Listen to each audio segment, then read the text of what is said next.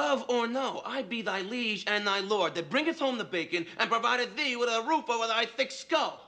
And for that, by the gods, if I say the moon be the sun, then to you, good wife, it shall be so. Good wife I am in name only, good husband. And thus it is the moon, and 'tis the moon, no matter what thee said. 'Tis the sun or no sleep for thee. 'Tis the moon, and to bed I'm away. The sun. The moon. The sun. The moon! Bang, zoom. I hope they like these jokes on the moon, Kate, because that's where you're going. I will not stand for this. I will be the king in this my castle. King, king, Some king. king, And without whilst even a I can vassal have to my way command with in thee his tonight, castle. instead, Well, I 'tis the choose moon to I teach choose thee to a lesson. see, and in there I Thus, choose on to your sleep, and honeymoon sleep night, it you there will I sleep shall, in there until the last without breath I, me or better still, until you I breathe say it. otherwise. Understand it? Fine.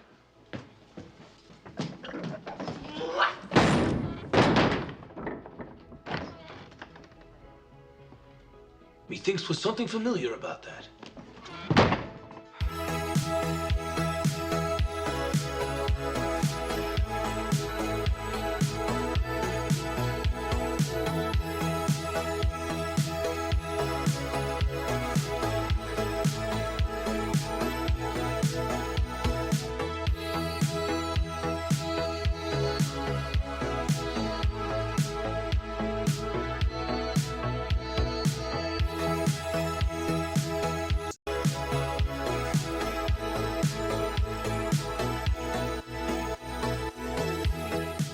Welcome to Gimmicks, a podcast about the high-concept, experimental, structure-breaking gimmick episodes of TV, from musicals to bottle episodes to Shakespearean period episodes done completely in iambic pentameter. I'm Derek B. Gale, and who's with me today? Hey, this is Kevin Cafferty from the podcast Gleaming the Tube.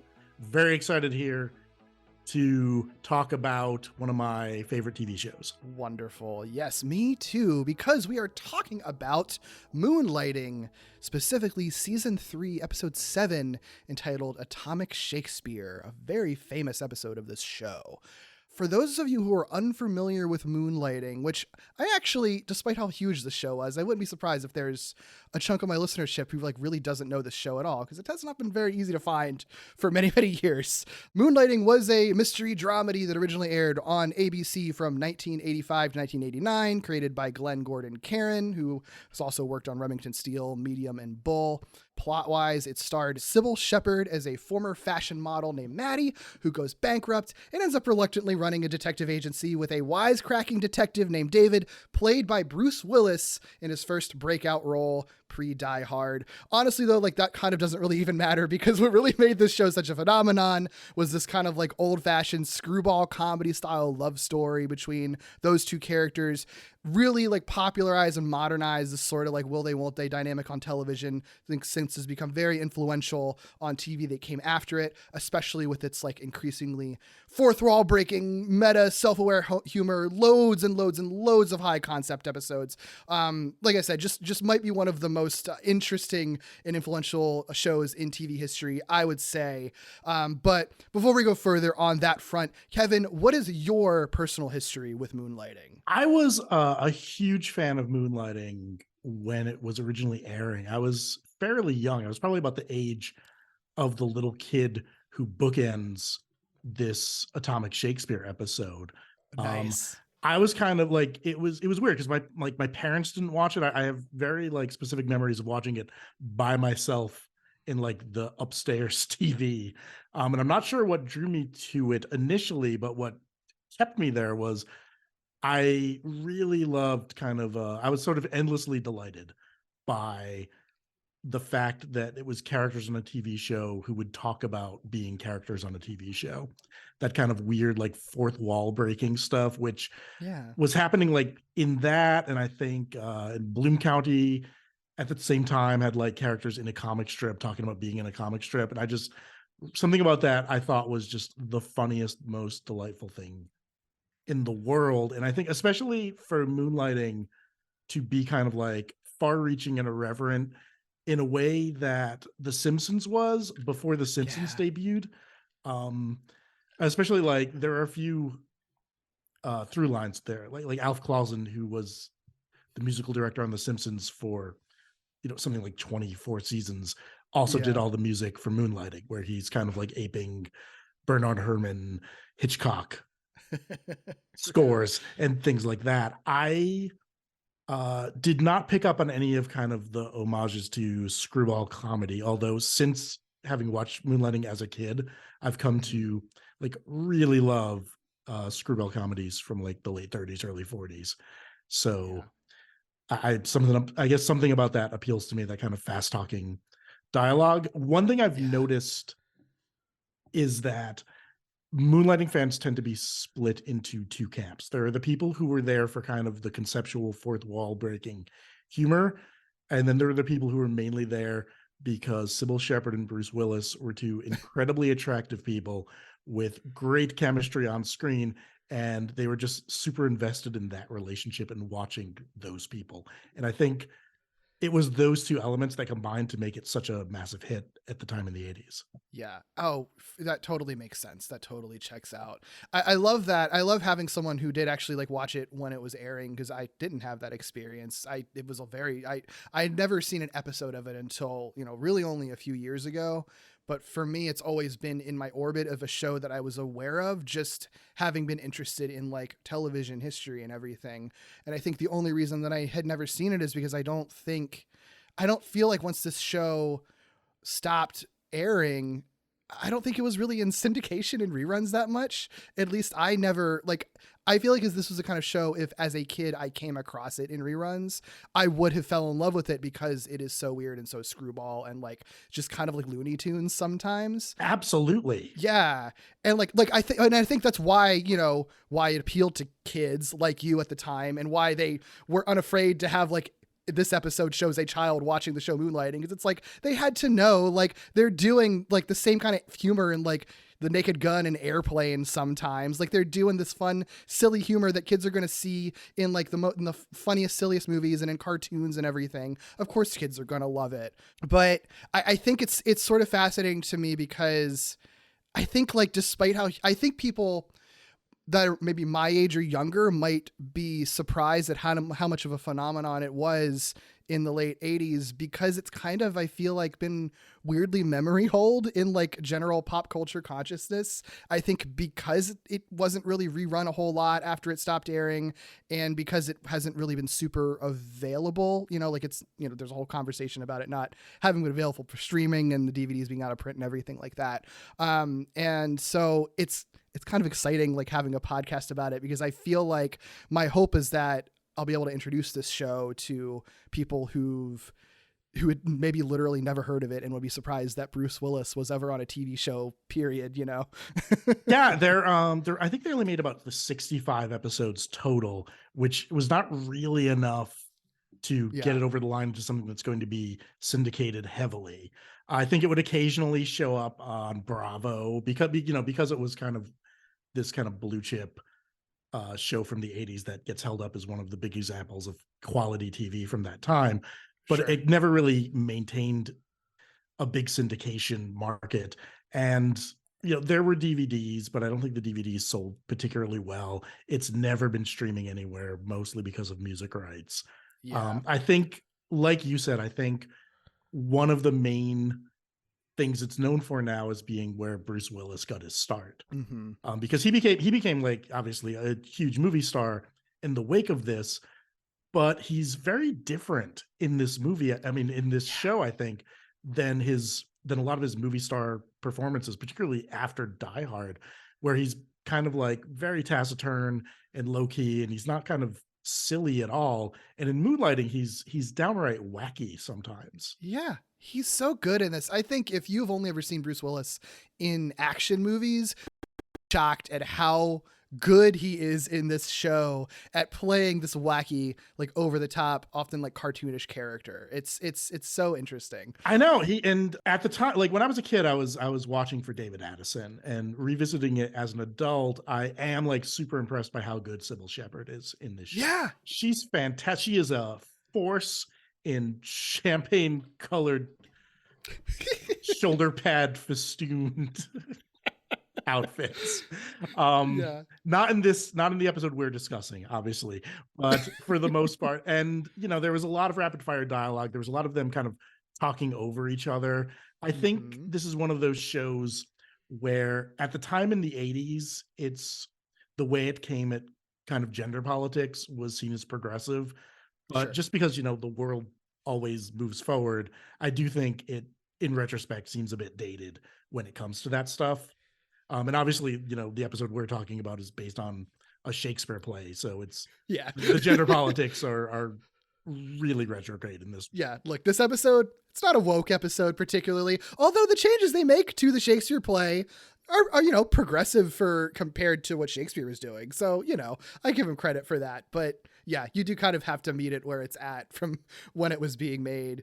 Although, even all of that said, though, I do feel like I know when I was watching it, I went into this originally. I haven't watched through the entire show, mostly because it's just kind of annoying to watch like low quality rips on like YouTube or whatever. And they are supposed to be working on getting it streaming like at some point in the next few years. I know the creators said that they are actively working on that. So as soon as it hits streaming, I'll binge the whole damn show. Though every time I read about episodes I haven't seen yet, I'm like, maybe I should just like go ahead and watch it right now, because everything I haven't seen sounds really fascinating. But anyway, even watching it now, going into it being like, I know this is a show that started in 85.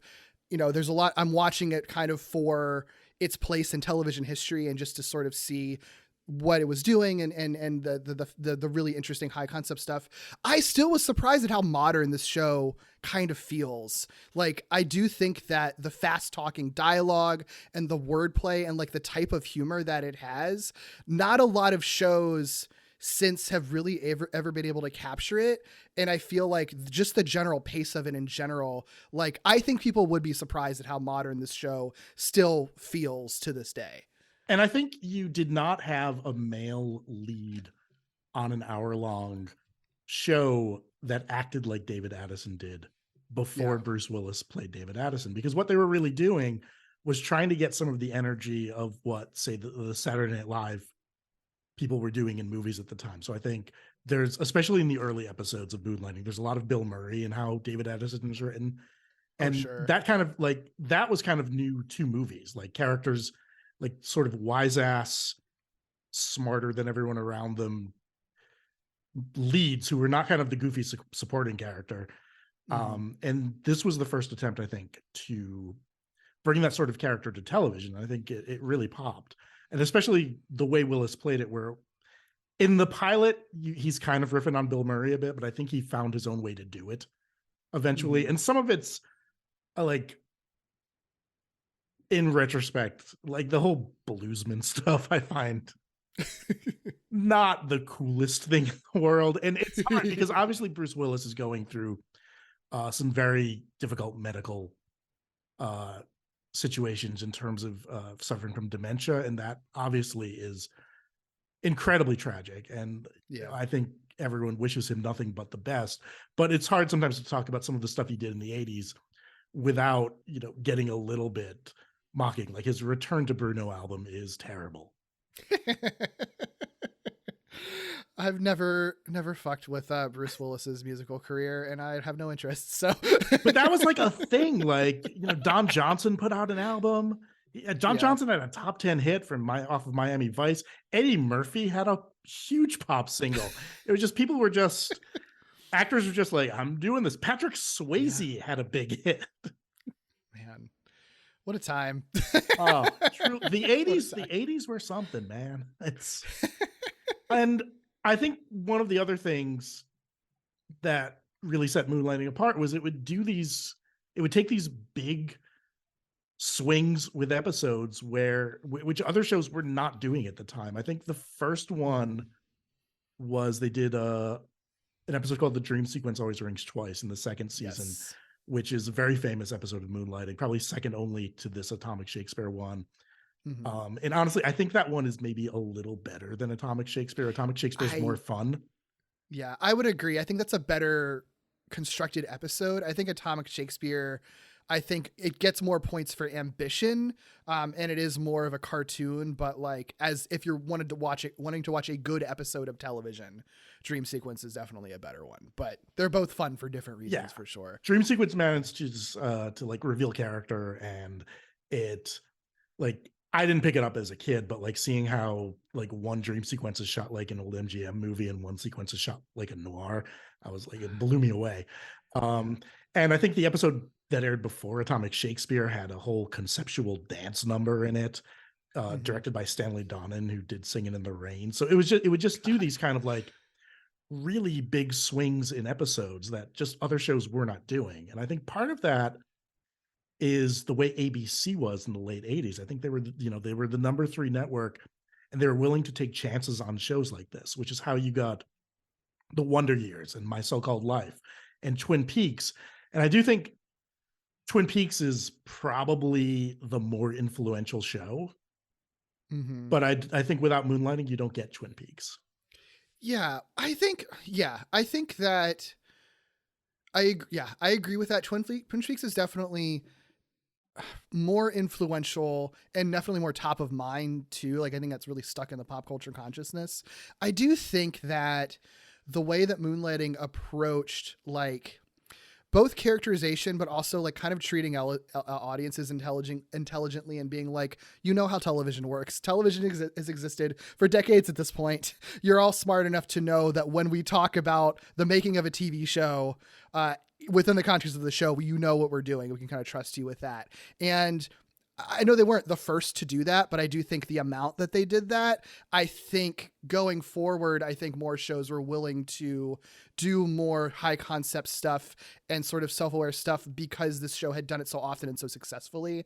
And like, it didn't alienate people. If anything, it attracted people.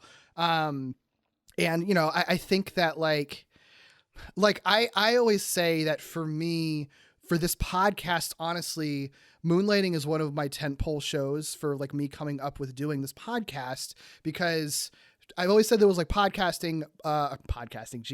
Moonlighting, Buffy, and Community. Not to say that those are like the 3 best shows that I've ever done high concept episodes, or the ones that were the most important to me, but that I've always felt like those 3 shows represent like 3 very different time periods. They represent 3 very different genres and like 3 very different types of shows, and yet all of them still approach like the idea of doing high concept episodes, multiple ones, and like being unafraid to do those. I think they all represent that really well, and how you can sort of do that across the spectrum of television and in the history of television. And also the fact that none of them really needed to have done that. Their premises originally were good. They just decided that they would be better if they included high concept episodes and took bigger risks and did experiments. And I kind of feel like it all traces back to Moonlighting and just the density of how much that they were doing, and the fact that you could do kind of like feature film type stuff on TV every week, even just on like a network television show, you know? Yeah. And I think Moonlighting's ambition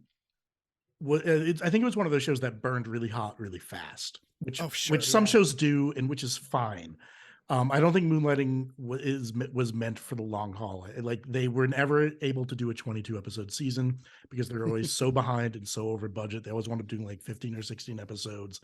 The behind the scenes stuff going on in Moonlighting was top of mind even when it was airing. As a 10-year-old, I knew Bruce Willis and Cybill Shepard couldn't stand each other, and how that was sort of worked into some of the commentary of the show was fascinating to me.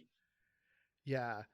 It's just, everything is self-aware these days, but it is surprising to watch a show from like the late 80s be as self-aware as movies and shows might be now. It's just like, yeah, we know what you're reading. We know, you know, what's going on. We're going to address it on the forefront and integrate it into the storylines we're doing, you know? Even in this episode, there are moments where Bruce Willis is commenting as Bruce Willis, as commenting as Petruchio, or is commenting as David Addison playing Petruchio.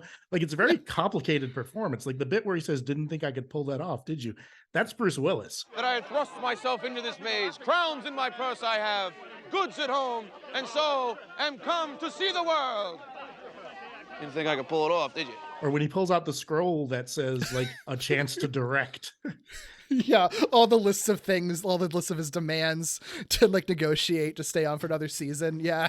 Hero in Winnebago, a chance to direct, a piece of the syndication. The wrong scroll. It's like, oh nope, that wasn't supposed to be read out loud. Yeah, it's so good. And I think I think the behind the scenes stuff in terms of it's clear that Bruce and Cybill like did not get along, and I think there was a lot of speculation as to why. I think Bruce Willis got very famous very quickly, and I don't think anyone can emerge from that unscathed. Sure. I think Cybill Shepard entered the show more famous than Bruce Willis. And as the show went on, Bruce Willis got more famous than her. And I think that was tough for her. Yeah. I think, they were both sort of starring in the show, and each one wanted to be kind of the alpha. So that I read, there's a great book written by a guy named Scott Ryan. It's like an oral history of moonlighting. And essentially, neither one wanted to be first on the set and have to wait for the other. So they would both just make the crew wait for hours on end because neither one would show up out of fear that the other one wasn't there yet.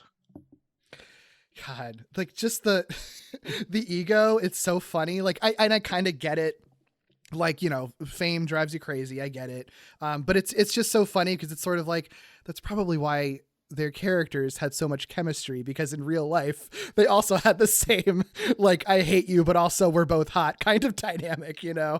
And I do think people go back and forth on the moonlighting curse, because like at the end of the third season, the characters sleep together finally. And the show kind of falls apart after that, but there's more going on there. Like Cybill Shepard got pregnant, so they immediately separated the two characters. For most of the fourth season, David and Maddie are not together, and people did not want to watch an episode of Moonlighting that didn't have David and Maddie together. Sure. Makes sense. They didn't have, so they started doing more episodes focused on Curtis Armstrong and Elise Beasley as Herbert Viola and Agnes DePesto, who were great supporting characters. But, as I mentioned before, a huge contingent of the audience wanted to see these two attractive people bounce off each other. So it wasn't what they were tuning in for. Oh, yeah. And I think that slowly chipped away at the popularity of the show until like this show that was like the biggest show on ABC just started slipping in the ratings, and there'd be longer and longer between episodes. I think it just was not designed to last. I'm amazed it lasted as long as it did. But, the first season's like only 5 or 6 episodes. Right. So really it ran at peak Moonlighting for about 2 seasons. Yeah. Which, I mean, I guess that's definitely a downside of if you're doing something this ambitious with people that are so talented that they're becoming increasingly famous and everything. It's not really a surprise that it's kind of a house of cards, I think it makes a lot of sense. And the Moonlighting curse conversation, I think, is interesting too, because I think that's also, a negative way that it's influenced TV, because I know a lot of writers of TV shows going forward, and actually just like critics too, of like, are always citing it just for television in general, of like, well, we've got to keep these characters in the sitcom as far apart as possible because we saw how Moonlighting crashed and burned, so we don't want to have them sleep together. We got to keep Ross and Rachel apart for as long as possible, even if, it seems kind of hacky to do it. Like, I feel like that has really, I feel like I remember hearing people citing that up through like the late 2000s. Like, I feel like it's only been maybe in like the last 10 or so years, if that people have sort of just kind of agreed that that's not really a thing, that you can just put people in a relationship, and as long as you write it well and give them interesting conflict, you can do it. That just making two characters in a will they won't they sleep together doesn't ruin the story. But like, it's so funny that I feel like that persisted for like decades after this show, for, like you said, a case where it wasn't really the reason that the show had problems at all. No, and the other big will they won't they couple of the 80s was Sam and Diane for Cheers. Right. And Sam and Diane get together at the end of the first season of Cheers. And the 5 subsequent seasons are essentially them breaking up and getting back together, and breaking up and getting back together. But Cheers didn't become a huge hit until its second season, until they had gotten together. So, I think like Sam and Diane, Moonlighting ultimately was going to come down on the fact that David and Maddie are not, despite how attracted they are to each other, these two people are fundamentally not meant to be together. Oh, sure. Yeah. Like, they're just incompatible. But I don't think that's the case with every will they won't they couple. I think, you look at like Jim and Pam from The American Office. And once those two characters got together, those two characters were together. So I think it depends on the characters you're writing and what the story you're telling is. I think, sometimes sometimes the show's not going to fall apart if the characters get together. Yeah. Oh, I fully agree. Fully agree. Moonlighting will be backeth in a moment. Tuesday, you know who they are. Hello, stranger. Stranger me? And you know where to find them. Mr. Aniston. Yes. You are a preposterous human being. Do you know that? All right, I'll admit it. Moonlighting, the perfect romantic comedy. You'll love it. Tuesday. Moonlighting, brought to you by Advil, the pain reliever over 40 million people have taken for headaches, muscle aches, fever, backaches, and minor arthritis pain. Advil, advanced medicine for pain. Tonight, Get your hand off my behind. what's got more Emmy nominations than any show this year? Including Best Actor, Best Actress, and Outstanding Dramatic Series? A clue, a clue, a clue. Gesundheit. It's Moonlighting tonight.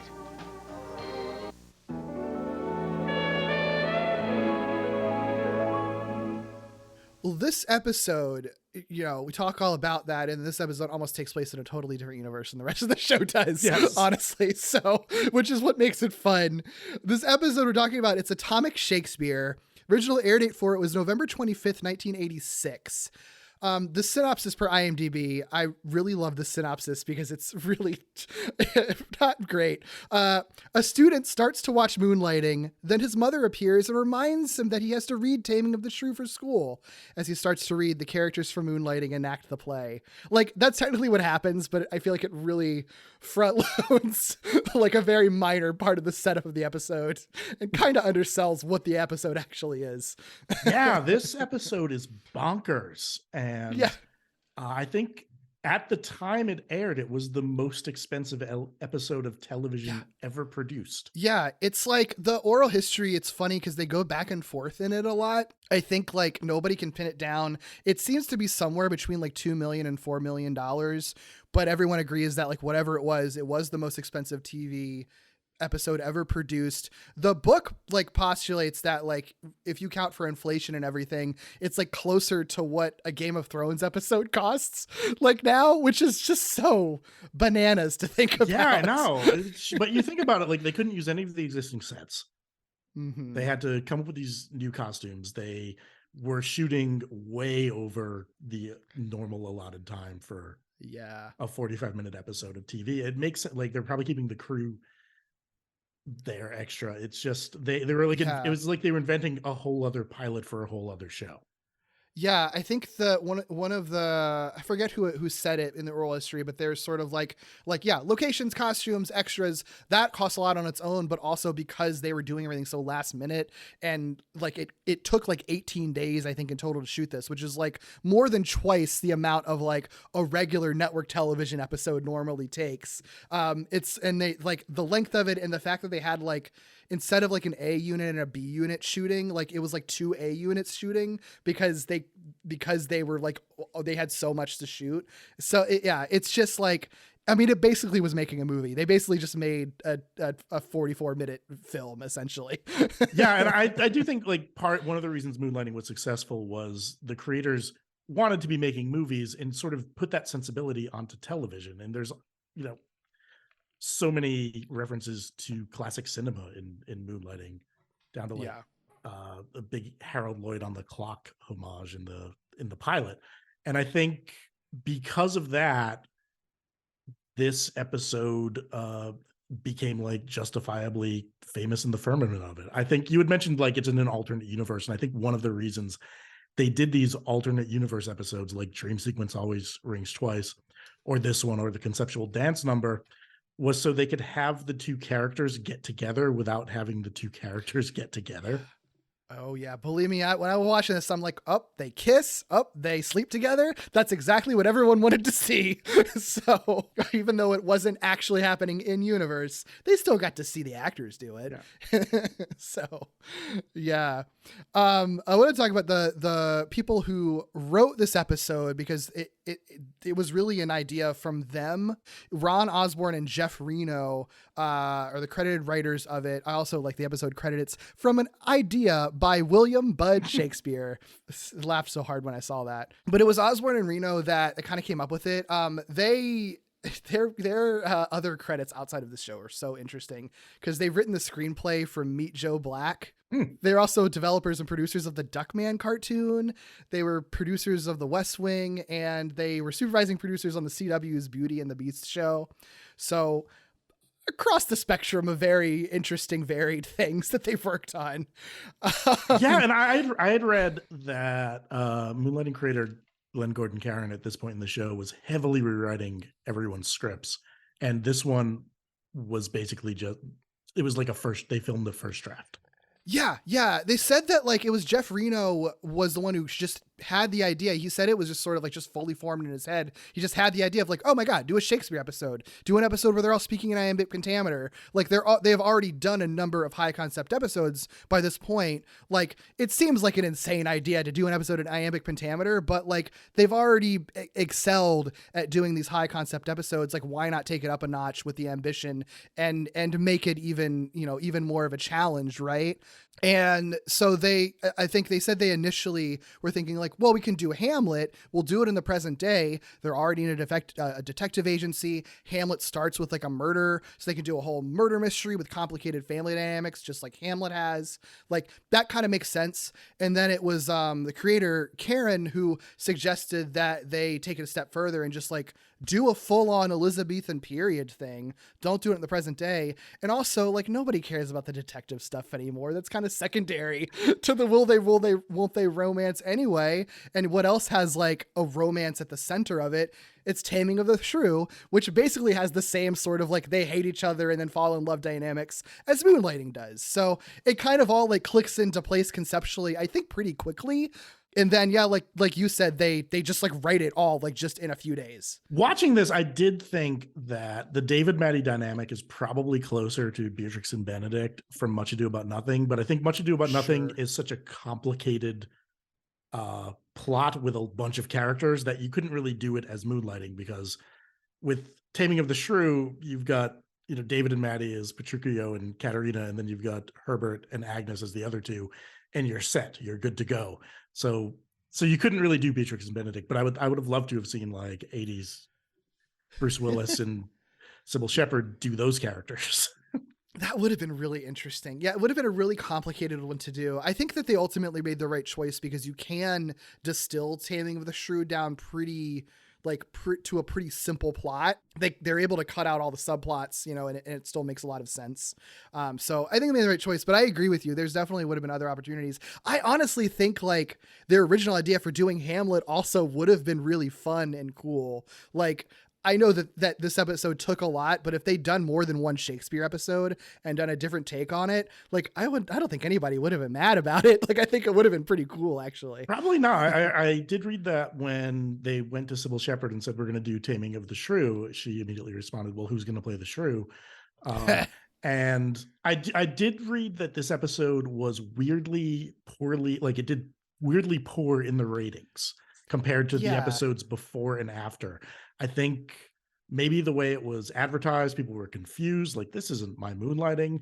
It did air Thanksgiving week. Maybe people were traveling because the ratings bounced back immediately after this aired. Yet it is, I think, the most famous episode of the show.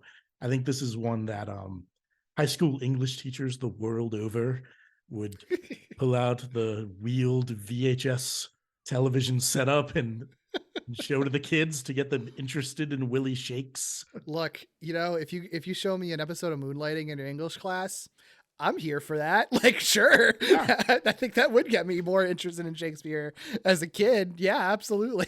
I get it. Yeah, I feel like that probably contributed to this episode's legacy and being like remembered better and more fondly as time went on, even though not a lot of people seem to have watched it when it first aired. And I know that Moonlighting did a lot of reruns while it was on ABC because of their big gaps between episodes. So this episode also might have been rerun a bunch of times too. So other people might have had other chances to see it. So, and the whole things are in an iambic pentameter, and it's sort of like sometimes they're taking direct lines from Shakespeare. Sometimes they're riffing on lines from Shakespeare. Sometimes they're just inventing their own weird rhyming couplets that people are giving to each other. I think there's one bit that's sort of like typical Shakespeare body language that the censors tried to get them to remove, and the writers were like, well, no, it's taught in English classes. Yeah, it's so funny. Yeah, it's definitely a testament. Yeah, to I couldn't tell sometimes. I was like, I don't remember if that's actually Shakespearean lines from Shakespeare's plays or if they're making it up, because like his plays are also full of like dick jokes and innuendo and stuff. So like it kind of fits perfectly. They can play it back and forth and they all work. Is there anything worse than when you're at, like, if you go to a Shakespeare play and they make one of those body jokes and the people in the audience who laugh a little too loudly because they want you to know that they get the joke? Yeah. It's like, yeah, I get it. I also read Shakespeare in college and looked at the Cliff's Notes of it too. I know, I get it. We're all in the same boat. Yeah. It's fine. He's talking about a cooter there. The director of this episode, I think, is also kind of interesting because I've actually talked about him on this podcast before. Will Mackenzie directed this, and he also would eventually go on to direct the Scrubs musical episode that I covered last year, which is just, it's so funny. And I actually think he's probably going to end up coming up again because he directed a Family Ties episode that I think is on my like to-do list that someone had pitched. So like, I think that was me. Was it the My Name is Alex one? Yeah. So like, the dude's all over high concept episodes of TV. It's so funny. Oh wow, yeah. I mean, he does a really good job with this, and I was really impressed by the costumes. I was impressed by almost everything in this episode, except maybe for the performance of Good Lovin'. I was feeling so bad. I asked my family doctor just what I had. I said, Doctor, Mr. MD, now can you tell me what's ailing me? It's an odd choice. Definitely an odd choice. Although I did read that the Rascals had broken up, and on the strength of the popularity of this episode, like got back together and toured that summer. Oh my God. That's so funny. That's so funny. Because Bruce Willis sang Good Lovin' in this episode of Moonlighting. Yeah. He apparently was playing the harmonica like live during that during the filming of it too, which is really interesting. He's a harmonica man. And honestly, when I was a little kid, I thought that was really cool. Yeah. I was like, oh, he broke into Good Lovin'. He knows how to he knows how to rock. It's fun. Yeah, like it's silly. I think that it is so unexpected. Like even with all the anachronisms on this episode, the fact that they still break into a musical sequence, which I wouldn't be surprised if it was more like they were writing it as sort of like, shit, we're running out of time. How are we going to fill out time? Let's have a 2-minute musical sequence where Bruce Willis just sings an entire song. Like that's probably going to help your writing process a little bit. But you know, it only like amps the absurdity of this episode and how it kind of just packs everything into it, you know. Like I'm good for it, even if it is like a bizarre edition.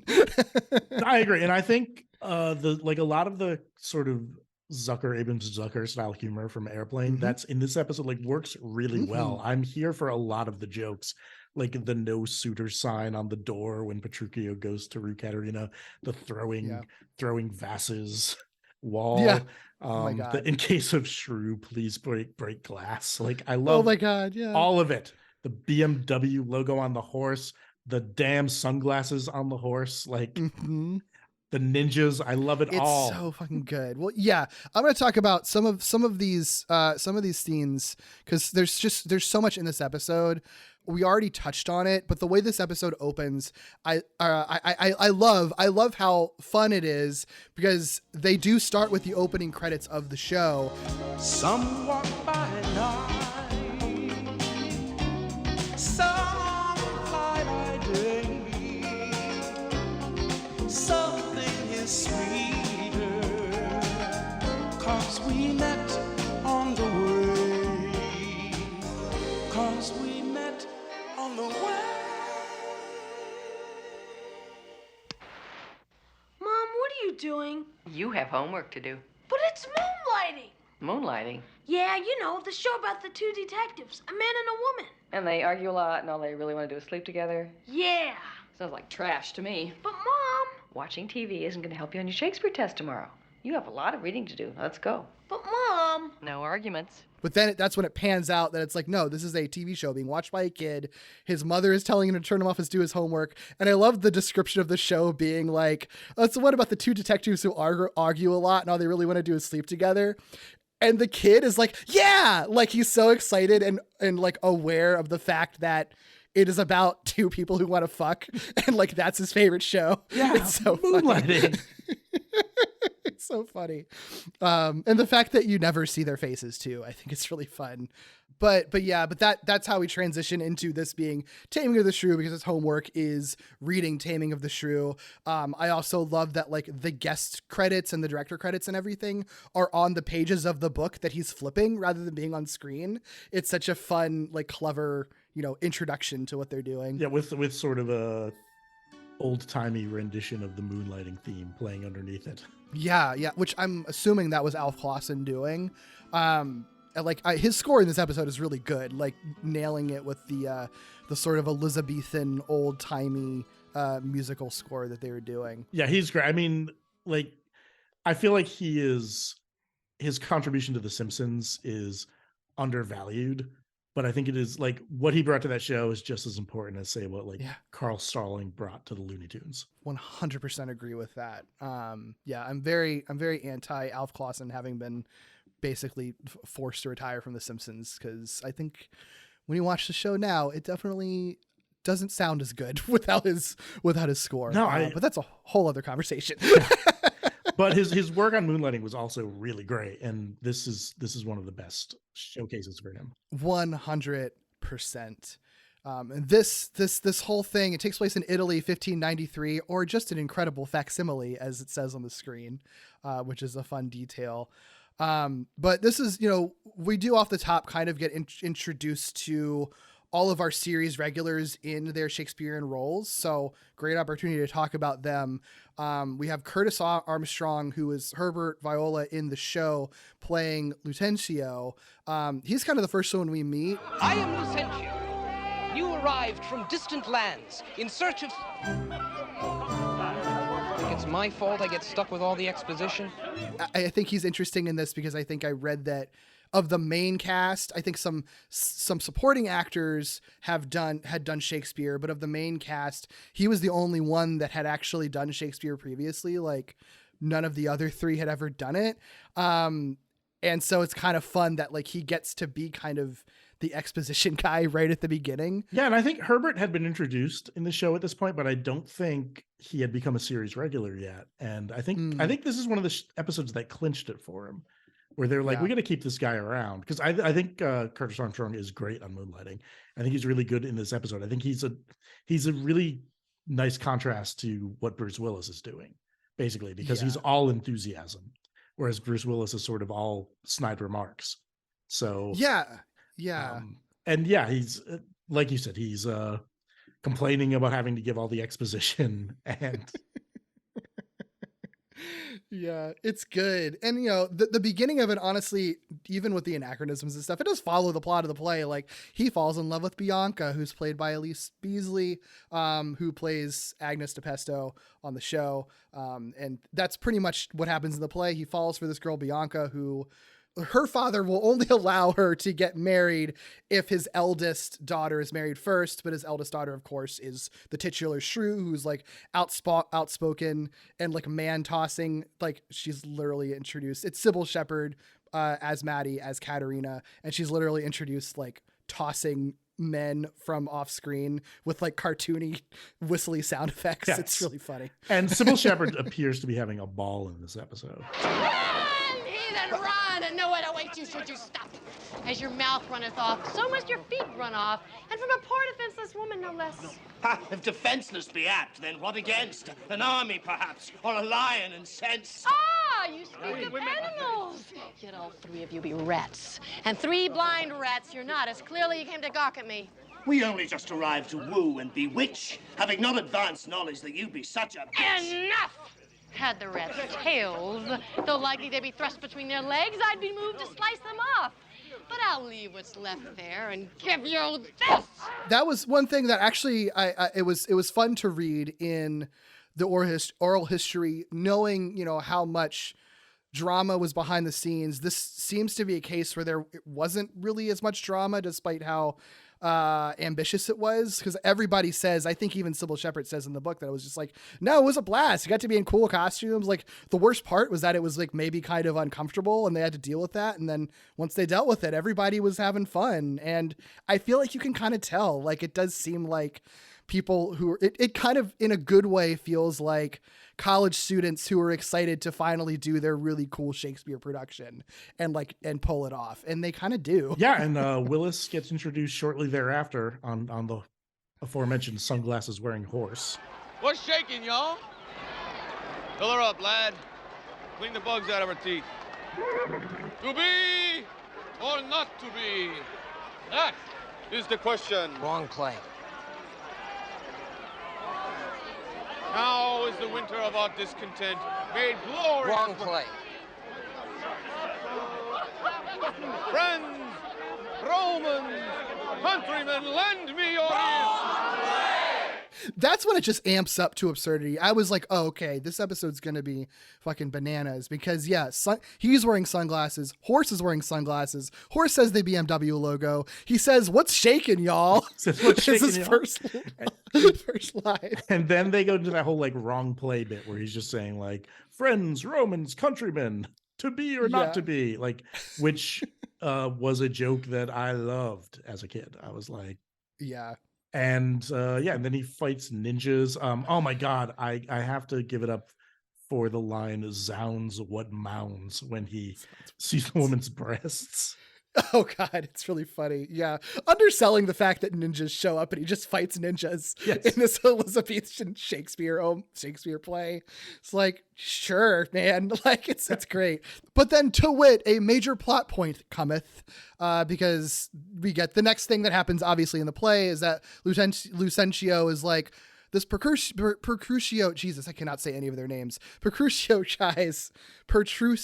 Jesus, says like, that guy's really cool. He just fought a bunch of ninjas. I bet I can get him to court Katerina. So again, plot of the play, they go to her dad and agree that her dad will pay them a lot of money if he can, quote unquote, tame Katerina and stay married, you know, up through Bianca's wedding, essentially. So again, it's, if you know Taming of the Shrew, it's like the exact same plot. Stuff doesn't, other than the ninjas, stuff doesn't really change until towards the end of it. No, and the lead up to the first meeting between Petruchio and Katerina, I think is really good. I love the here's Petruchio shining joke that he does. I think like Bruce Willis does that really well. Here's Petruchio.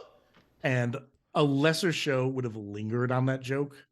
Like, yeah, we just did the thing from the movie, but they do the joke, they realize it's funny, and they just keep moving, which I liked a lot. Yeah, it could be a really hacky joke, but hacky because he's using an axe.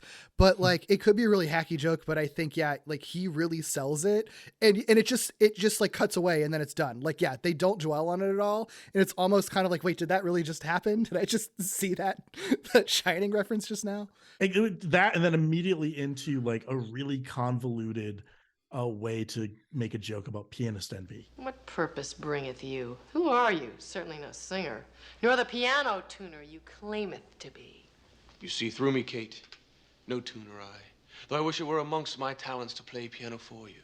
'Tis a sad state indeed. You're the only man I know who suffereth from pianist envy. Which, again, like no other show on television was doing that. No.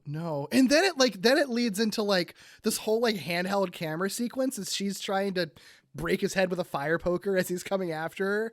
And I mean, it's all elaborate because then that I think goes into like the throwing vases thing, and then an entire like chase sequence through the halls back and forth. Again, all like, it's all very cartoony and over the top, but like also could not have been very easy to film any of this. No, it's like when they both tumble down the stairs, you're like, I was sort of looking for the stunt people. underneath the wigs. And they did a good job of hiding it because I couldn't make it out. Yeah, they really did. And it's still shocking to just see them both tumbling down concrete stairs. Like, goddamn. Okay. And they're still fighting when they get to the bottom of it too. And that's one of those moments watching it where honestly, like, I get a little uncomfortable just because of like, man, they're not dealing with consent at all in this episode. Nope. You know, it's nope. And I know it's the 16th century and I know they're doing like a riff on that, but like there are occasional moments in this episode where I get a little bit like, yeah, I mean, there's a whole bit during this whole sequence when like Petruchio is literally like restraining her and like holding her arms down to the seat and everything. Yes. Let go, unhand me! I'll try, but I don't think they'll come off. Oh, your struggle's in vain, my lady, as man is now and shall ever be dominant over woman, and I, being a prime specimen of manhood, am therefore clearly dominant over you. Go soak with your head. It swells beyond measure. Aye, and proudly. 'Tis my will to marry you, my lady, and where there's a will, there's out. Oh! It's interesting to watch because like Cybill Shepard is obviously like holding back a smile and a laugh the entire time, in a way that like I think honestly kind of works because it's kind of fun, but at the same time there's that contrast with the fact that it's like, oh, this dude is like basically assaulting this woman and then forcing her to marry him. That's not fun to watch. No, and no matter how many Rascals songs you play during it. Yeah. But there, while that's going on, there are still like some solid jokes being bandied about by Bruce and Cybill. About, like, I think Cybill talks about like cutting off the tail with the stinger between your legs and things like that. It's it's a very complicated hardwire act, and I don't think, and maybe in the 80s it was perfectly executed, but I think that's like the one part of this episode that has aged a little poorly. Yeah. I mean, that's what makes Taming of the Shrew so complicated, right? Like, I think that that's never been a play that I've ever really particularly liked very much anyway. And there's so much conversation about like, was it meant to be a satire? Like, was Shakespeare really that misogynistic? Was he trying to be edgy? Is it meant to be ironic at the end of it or whatever? And like, everybody has a different opinion, and we're never going to know what Shakespeare was actually thinking. So think whatever you want. But I mean, that is part of the context that they're playing into it here. And they don't change any of that. They change how things conclude by the end of it and try to be a little more progressive on that front, intentionally so. But like all this stuff, it doesn't age well in Shakespeare's plays, and it ages even less here seeing the modern context. I think the only reason that it's not like teeth clenchingly bad to watch is because of how over the top and cartoony it all is. Like when you're throwing a literal wall of throwing vases with a sign that says throwing vases, and there's literally like cartoon sound effects as they're hopping around, like it does kind of soften the blow because it feels less real. But yeah, it's definitely not something that I think you could do now by a wide margin. I think if they made this now, you'd still have the vases. You'd probably still have the chase. You would probably not have, like you had said, the scene where he's sort of like holding her on the ground, restraining her. I could see that being like incredibly triggering for some people. Yeah, absolutely. And I don't want to bring it down. Like I always, like on my other podcast sometimes, where it's like it's very easy in 2023, like look at something from 40 years ago and be like, well, we know so much better now. But I do think there is something to be said for like looking at things through a modern lens. Like I'm not condemning this episode of Moonlighting. I think it had, like you said, they changed the ending. I think it was trying to make a positive point. It's just it's interesting like what ages well and what doesn't, especially with comedy. Yeah, absolutely. And and it's there's not as much of this. It's kind of the worst stuff, I think, with their dynamic is kind of front loaded, because after the wedding, like obviously things kind of turn and she kind of has more power and agency in the whole relationship going forward for the most part. And so there's a lot less of that, but you have to get through the wedding where she's literally like bound and gagged in the wedding sequence to get to that. So I agree. Like once they get back to Petruchio's, it's, and she sort of goes off to her own room and it gets very cartoony again where she's literally like shoving a lit stick of dynamite God. into his knight outfit. And thus it went. But as a wild horse be broken through mix of love and persistence, so a shrew be tamed. Rather than beat her into submission, Petruchio did decide instead to kill her with kindness. Initial efforts were met with, well, a small bit of resistance.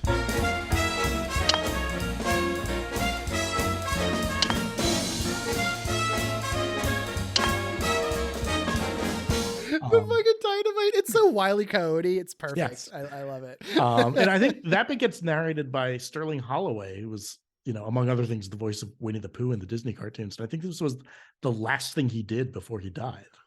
Really? Oh, Yes. wow. That's so funny. Yeah, when I heard the voice, I was like, that's Winnie the Pooh, isn't it? Yeah. In a similar way to Orson Welles introduced the Dream Sequence episode, and that was the last thing Orson Welles did before he died. So, God, so weird. That's the Moonlighting curse, actually. yeah, I was going to say. But Oh, I do like and I love how they sort of mirror the arguments David and Maddie would always have in the detective agency, where they're like each talking simultaneously and screaming at each other, and then they run to their respective offices and shut the door, like, fine. And I thought that was handled really well, where it's like, understandeth. And, Petruchio puts like a little button on it by like, methinks me have experienced this before. I really liked that. I really like when David and Maddie are sort of talking at the same time and yelling. There are people I know, my wife among them, who cannot stand that part of the show. Oh no, I love it. It's so fun because it's so real. I've been in fights exactly like that. Yeah. And there's like a honeymooners joke in there too, which I think Moonlighting eventually did like a whole kind of honeymooners style episode. Makes sense. With the four of them as the four honeymooners characters.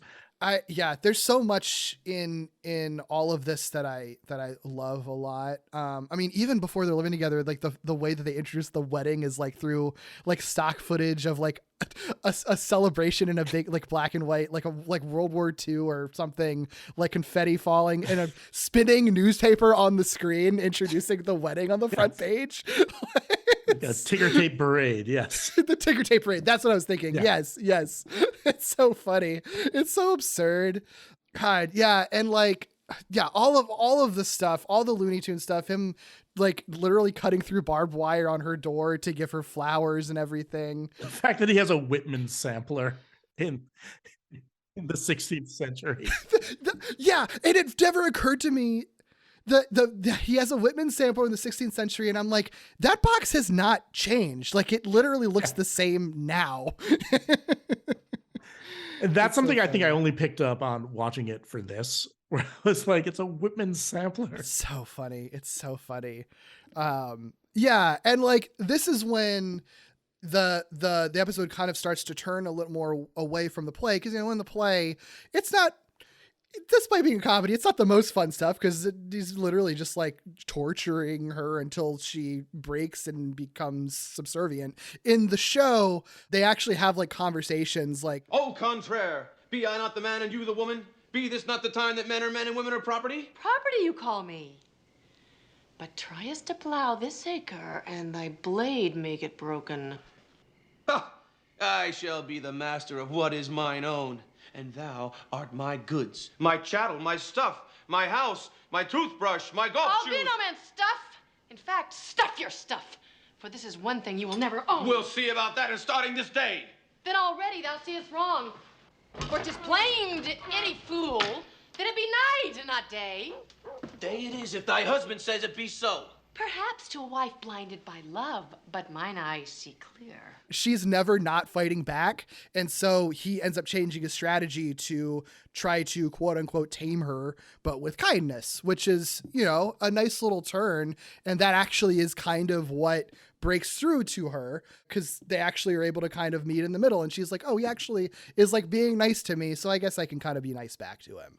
Yeah, and I think it's when in that dinner scene where she says, like, if you respect me and treat me as an equal, then I think this relationship will take off, and that's when they ultimately start sleeping together. Yeah, and they also set up this this thing that is for sure in the play of like the dynamic of like, you know, your average husband in the 16th century with a subservient wife, like you're going to do anything he says. If the husband says the moon is the sun, then the wife just has to agree and say the moon is the sun, which is a nice thing that they establish early on. So then, you know, it can come back at the end of the story, just like in the play, just like how it does in the play, but in sort of a subversion of what the play does.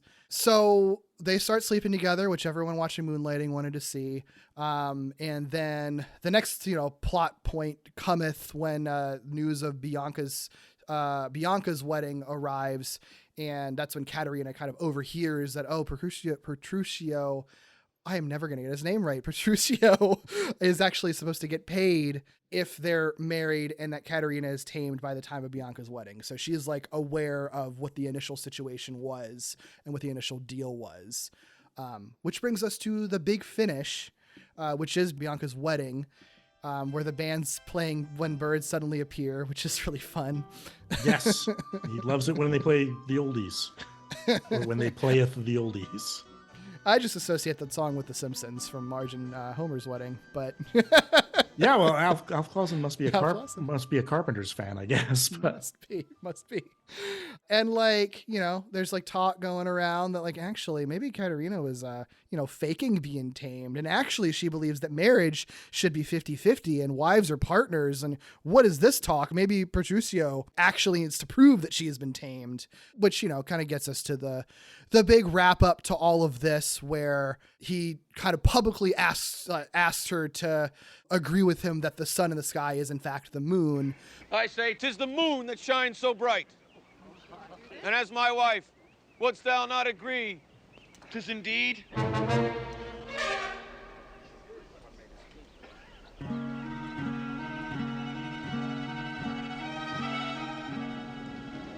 That's it. She's going to blow. Husband, I believest thou art mistaken. And if thou takest another look, I'm quite sure thy error will be clear. 'Tis the sun and not the moon that shines so bright.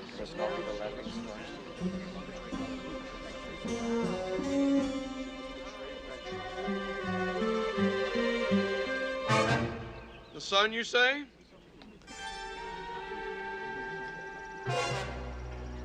If that be your final answer, I have but one choice.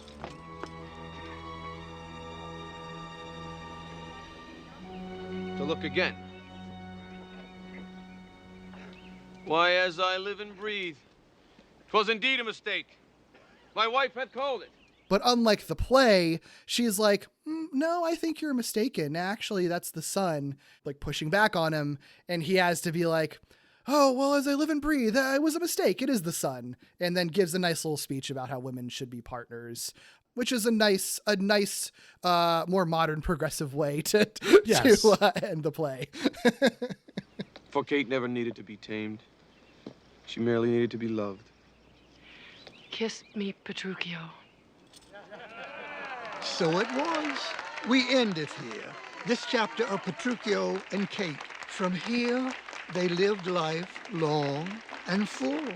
The world their only parameter, and as they went, 'twas with a single complaint. We hate iambic pentameter. And then she like dips him and kisses him, and then they both look in the camera and say, "We hate iambic pentameter." It's great. It's great. Which is a nice note to end things on. Yes, it absolutely for sure is. And then, you know, and then the little kid goes downstairs, finishes his homework, and the mom says, "It wasn't very good tonight anyway. You didn't miss I much." love that. I love that the mom was not into it. She had no time for Moonlighting. Yeah. Like, why did you even watch it? You seem to hate this show, actually. Like, she's waiting for heart to heart. Right. It's so good. It's so good. This is one of those episodes that like I kind of would just tell people to watch, because there's the density of jokes in this. Like, it really does kind of rival The Simpsons when it's at its best. Like, it is nonstop, and there's so much stuff that like I didn't make a note of that I already forgot about or maybe even missed just in the wordplay. Like, actually, I didn't even mention there was like a conversation between Lucencio and Petruccio where they do that moonlighting thing where they have a whole conversation where like all the words rhyme or reuse the same word. Like they say like something to say and then like multiple words end in say. Pray, sir, yea, sir, I dare say I did say. Yea, sir, you do say you did say? Yea, I say, but why do you bray? Do not gainsay what I say, that we may make headway. I foray this way that I may be home ere midday. Hooray for this day and the words that you say, and forgive my display, but I have something to say. Then without further delay, I say, fire away. Like there's so much stuff in this episode like that like doesn't even need to be there. It's just because the writers are so good at what they do and are just throwing in every joke that they think of. That it's just like like they all kind of hit too. Like there aren't really any misses in this episode in terms of the jokes they throw out. Now, and you don't really need to know Moonlighting the show that much to appreciate this episode. There are a few nods to like what's going on in the show, like when they both run and slam the door, which is, you know, what they do in the detective agency. But for the most part, this just works as a parody of Taming of the Shrew. Yeah, it really does. And I think you don't even need to know Taming of the Shrew either. Like, I think there's a reason that like English teachers show it in their classes, or, you know, did. I'm sure they don't do it anymore, but yeah. I because I do think that it's like, if you want a sort of Cliff's Notes version of the basic skeleton of a Shakespeare play, and you don't like Shakespeare or don't get Shakespeare or think that the language is overwhelming, I think that this is actually kind of like a good example of when Shakespeare is done really well, even in this silly kind of parody version of it, that like, you can still get it, you know? Like, I think I've talked to so many people who just sort of refuse to engage with Shakespeare because they feel like they're just not going to understand iambic pentameter and Shakespearean language and stuff. And it's like, if the acting is good, and especially when it's sort of like lightly modernized a little bit, like you get everything. Like this, it's not a hard episode to follow, and it moves really quickly too. And you know, so if you're sort of like not feeling Shakespeare, I think it might be a little bit daunting to watch.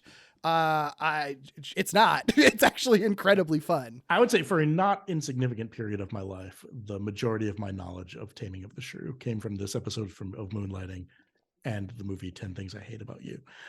Sure. I have since learned more. And honestly, like I think the biggest barrier people have with Shakespeare is I found it very difficult to read. Yes. But I think when you see it performed, and like you said, if the actors are good and they're inflecting the right lines, then it completely makes sense. And I only started really enjoying Shakespeare when I started seeing it performed live. 100%. And I think that it's honestly a testament to how good these actors are too, that knowing that many of them had never done Shakespeare before, they deliver these lines incredibly well. Like I would actually like to have seen Bruce Willis and Cybill Shepard in like an actual serious Shakespeare production, because I think that they would bring a really interesting energy to it. And I think that they would kind of nail it if they're cast well. No, I think so. And there are a few Shakespeare plays I haven't seen too, which it would have been great. I mean, I think if you put these two in Much Ado About Nothing, it would have sold out on Broadway for months and months. Absolutely. Yeah. Moonlighting, good show. I'm actually kind of happy that I have so much of it that I haven't seen, because it's like, I don't know, I have more that I can watch eventually. And like every time I watch an episode, I'm just like, God damn, this show really is like something special. Even if it was kind of like a little bit lightning in the bottle, flash in the pan kind of thing. When you watch it, I think it makes sense why this was so influential on television going forward in one capacity or another. There really is just like not really anything like it. Yeah, I think once it gets going, which is pretty quickly, like around the end of that first 6-episode season, I think there's a sequence in the final episode of the first season where it kind of figures out what kind of show it is, and that's when it starts having like the characters comment on being in television shows, and saying they solved the mystery during the commercial and things like that, then it becomes really fun to watch. I was trying to do a Moonlight watch along podcast called Let's Get Chatty About David and Maddie with my friends Mike and Liam. But my friend Liam hated Moonlighting so much, which I thought was really funny to do this podcast with someone about a show that he absolutely hated.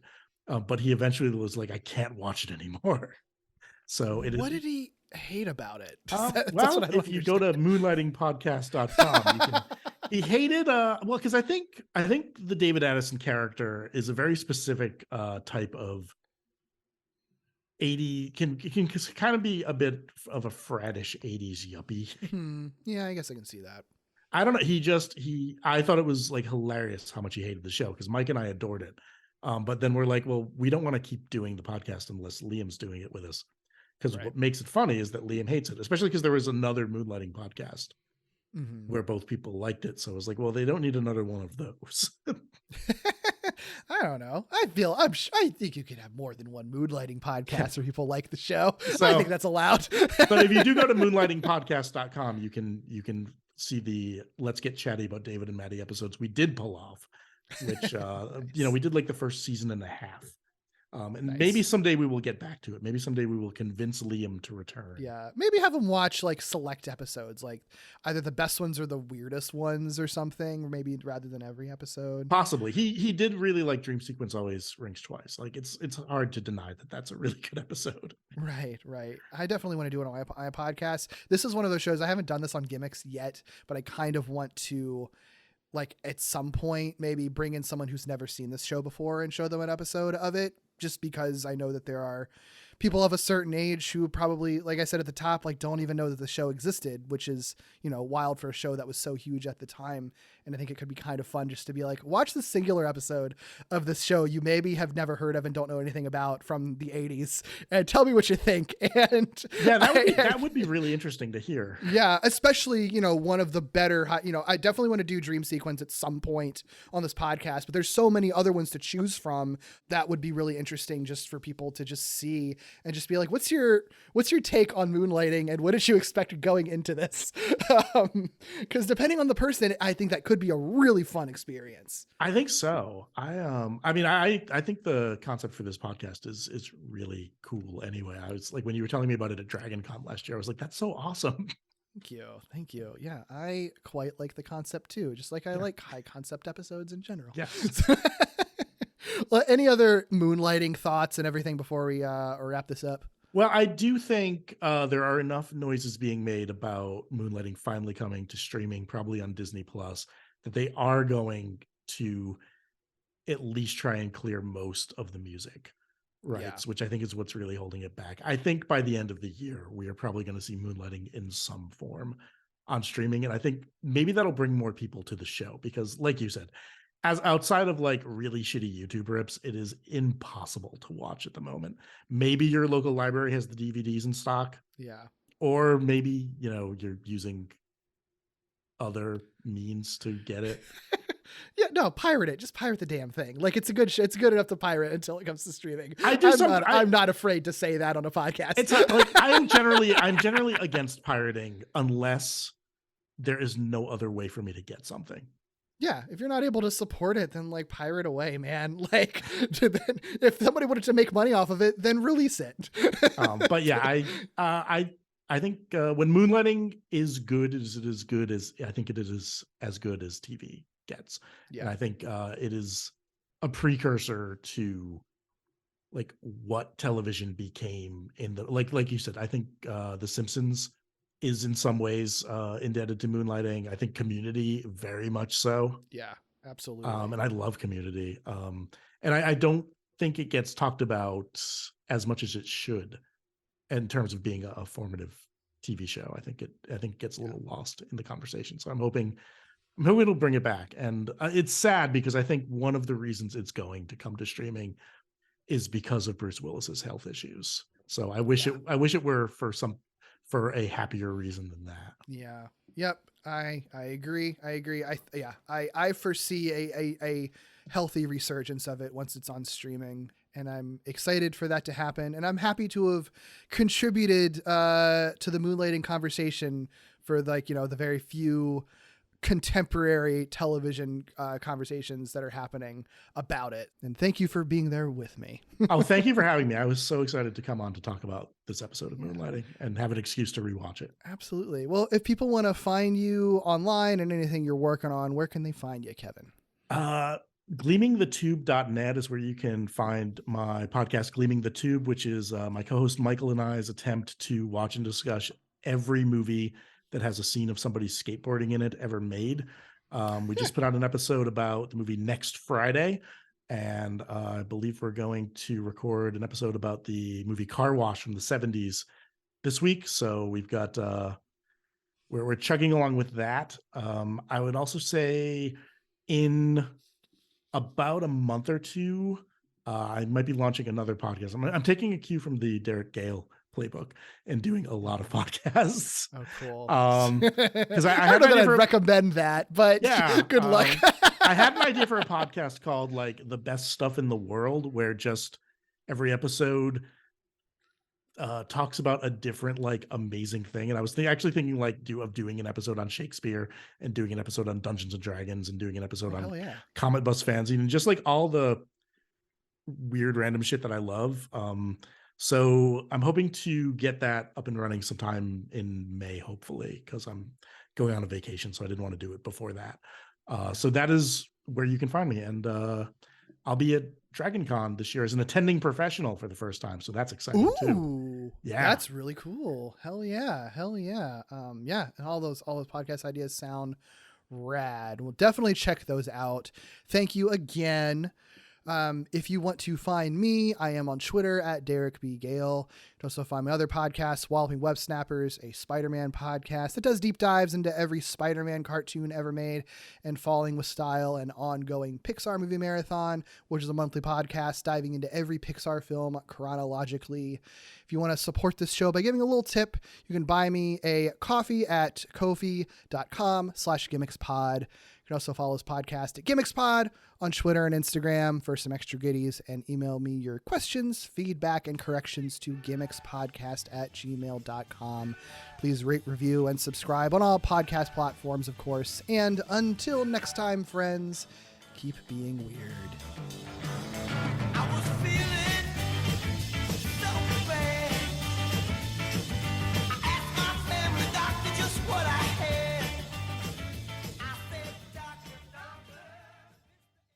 Is Moonlighting still on? Nope, just ended. Aw, that's okay. Wasn't very good tonight anyway.